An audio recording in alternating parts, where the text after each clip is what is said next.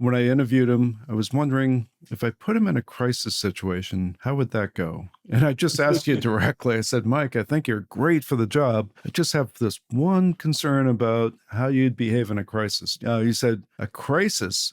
My God, I work in a restaurant with my family. Now there's a crisis or two there. Customers want their meals now. And you told the whole story and it just amazed me. It's like, okay, this guy can handle a crisis, no doubt. Welcome to Rarified Air, Stories of Inspired Service.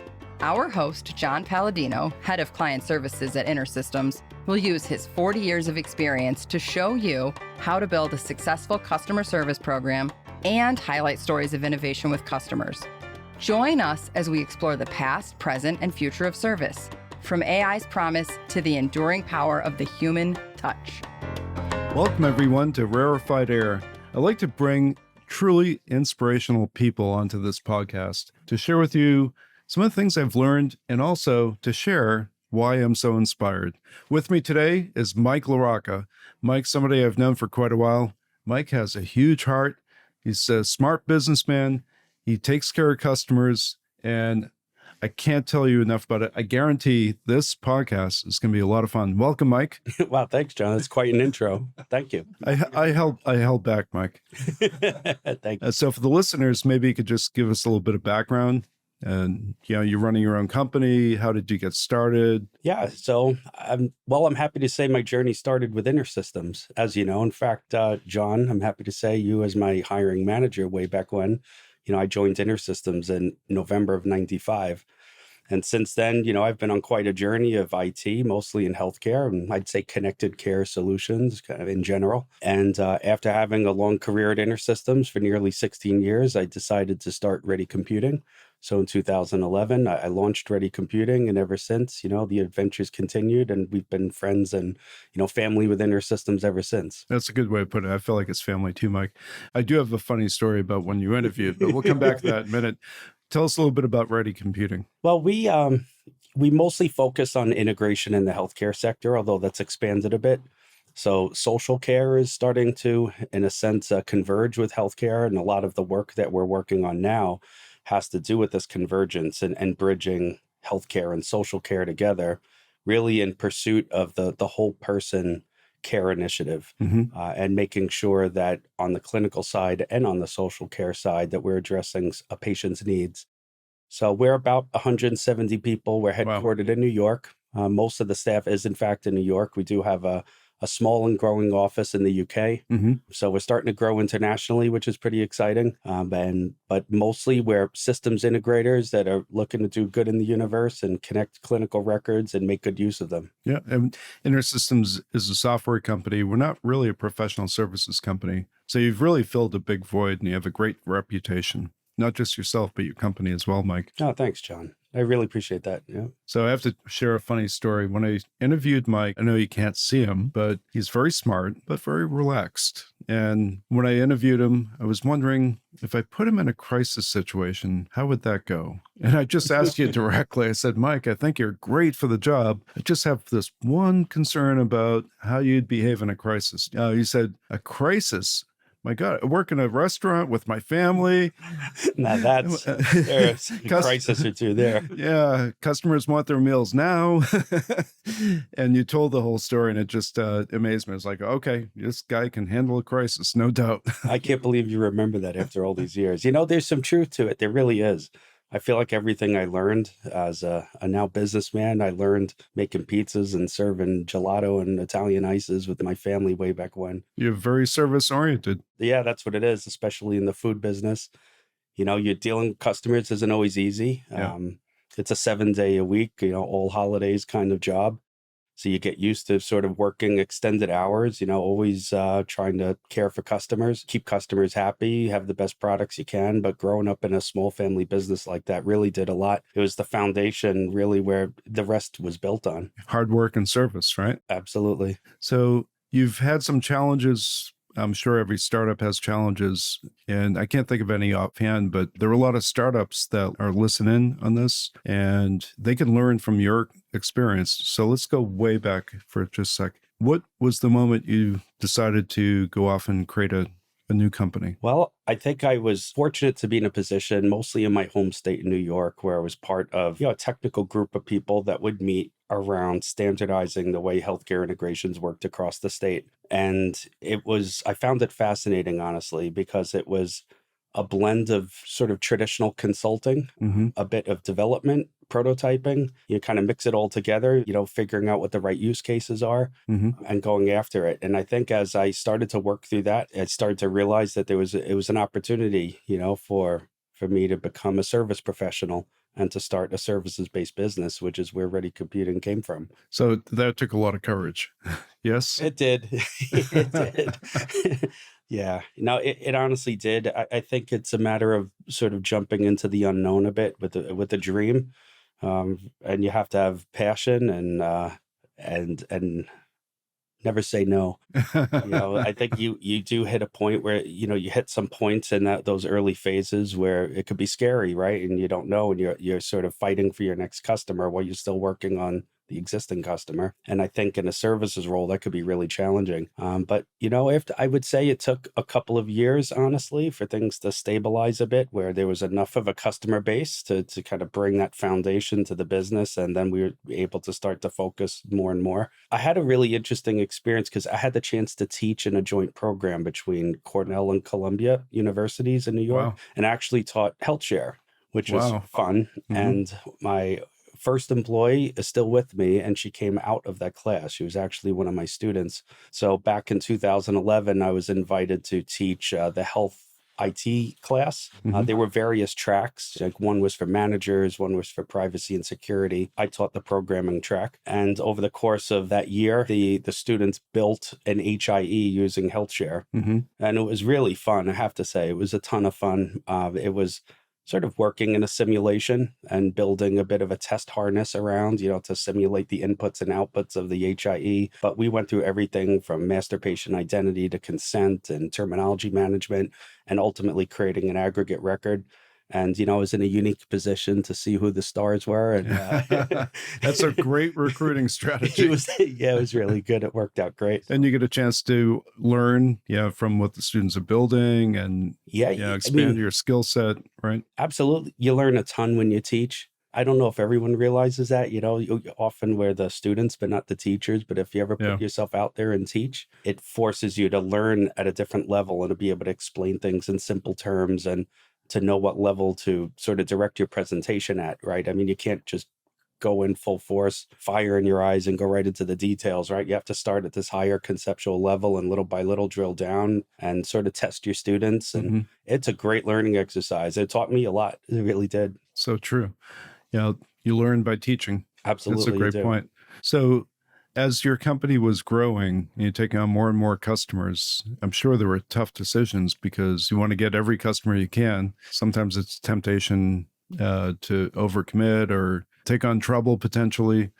How did you maneuver through those early years, making good decisions? Ready's your baby, right? So Yes. You want your baby to grow and develop and be healthy. It honestly was challenging. I would say I had a bit of a unique advantage in that a lot of the work I was doing at that time was in areas where I had the technical skills. So as an owner with no employees and just me, initially I had to be everything. I'm the salesperson, I'm the developer, I'm the implementer, the tech support rep. Little by little, I figured out how to replace myself in roles. And I think that was probably the single biggest thing that I had to learn early, because in order for me to pursue the next contract and the next job, I had to make sure the existing contract was covered and I didn't leave it in a lurch, right? And little by little, this concept of replacing myself in a project was really what gave me the ability to go and pursue more things. There were times where it felt like I was juggling too much at once. So, you kind of get into a headless chicken mode at times, but you work through it. Yep. You might work longer hours than you used to. You may work some weekends, that you're not used to, but ultimately you work through it, and little by little you build your team, you build your staff. Yeah, that's a good problem to have. Right? Yes. Yeah. So I know your view on customers and how to treat customers hasn't changed. You have a huge heart and you really care for customers more than anybody I know. Thank you. One of the many inspiring things that I see with you. Share with the listeners some of the things you do, and whether it's examples or just how you feel about customers. I mean, your customers are everything. As a technologist serving customers, one of the things I've learned is to make them feel included in projects as early as you can. One thing I have learned in my experience is the last thing a customer wants is to feel as though what you're building is a black box. And then eventually you hand them the keys and say, okay, good luck with it. Having them involved early, it means everything. I think it helps build the trust between our team and their team. At the same time, they feel part of the design. They feel part of kind of the thinking and all the concepts behind it. They really buy into it, and it facilitates adoption later. It really makes a huge difference when your customer is involved in, well, what are the functional requirements? What are the technical requirements? How did we implement things? Eventually, when the project is starting to come to an end, or at least an end of a phase, right? Maybe there's new work, but at the end of a phase, they become your biggest champions for that solution because they know how to evangelize it. Yeah. We're part of the team. So it's a one-team approach, Mike? It's a one-team approach. Absolutely. It has to be. Yeah. It has to be. That's an excellent point. But the trust has worked both ways. You have to trust the customer too, because they know their business, and they have to trust you because you know how to implement and you know the technology and how it's applied. Yeah, I mean, those are things I think we pick up on early. From our point of view, we're generally the ones proposing something, right? And during that, there's inherently discovery you do. So you're talking to the other side, getting to know what problems they're trying to solve, what use cases they have in mind, the vision they have. So you already start to get a sense of how kind of dialed in they are to their own vision.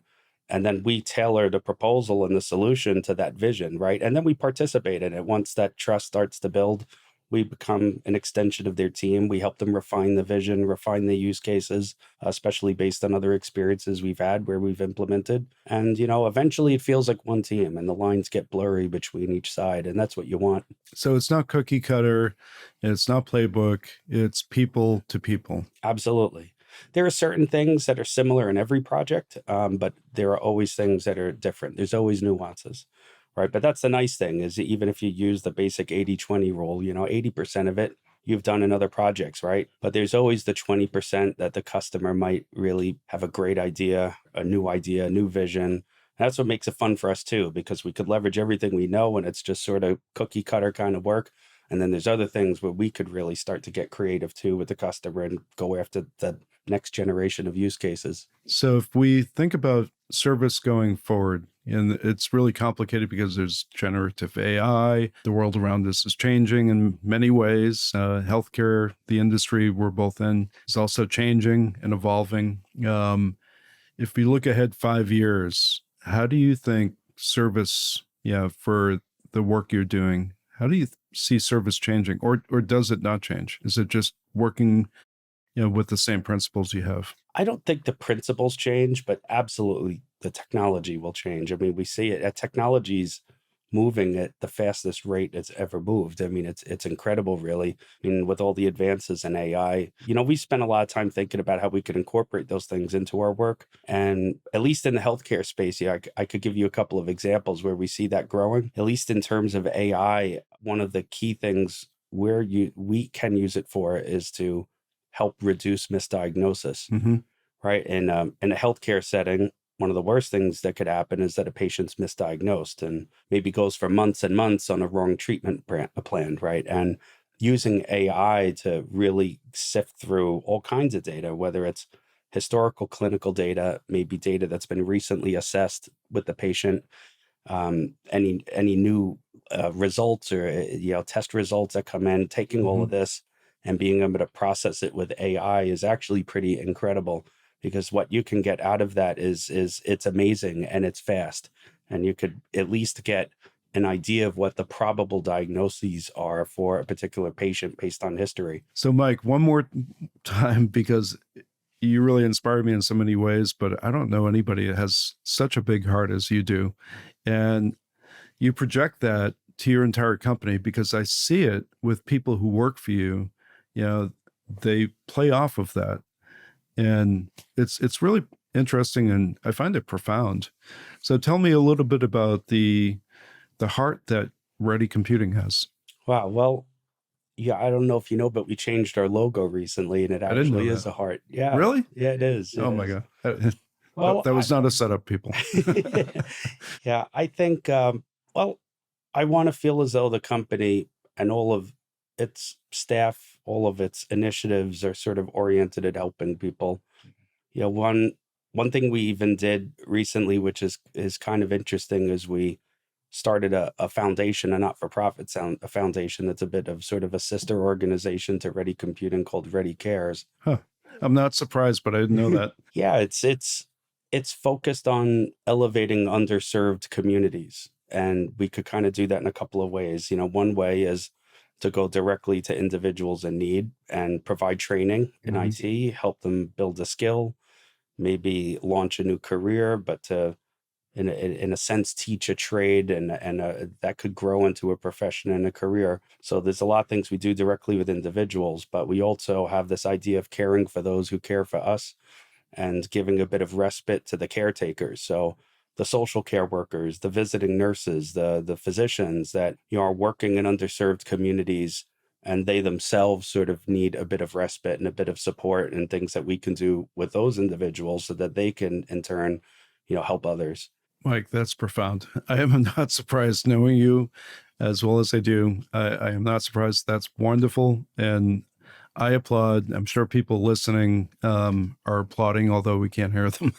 That's fantastic. Oh, thank you. It's sort of a funny story, but Ready Cares was born out of a camping trip I had with my family a long time ago. And I remember we used to go camping in the Catskills in New York, and there was a place we would go for breakfast, and there was this guy, Tony, that was the restaurant owner, and he was the host, and he was the waiter, and he was the cook, and he was everything. And I used to see how hard he worked, and I thought, well, there's got to be something I could do to help him or people like him, right, that have small businesses and in communities that are out there, and you never know, you could do something small that is something big for them, right, and could really help things. And he, in a sense, became, I don't know, the first test project for Ready Cares. And we worked with him to build new menus that he could control with a back-end content management system.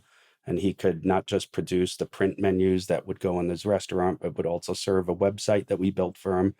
And it really turned into such a fun project that I wanted to find a way to repeat those sorts of things. And the foundation was kind of born out of that work. And now it's been in operation for a couple of years, and it's been a ton of fun.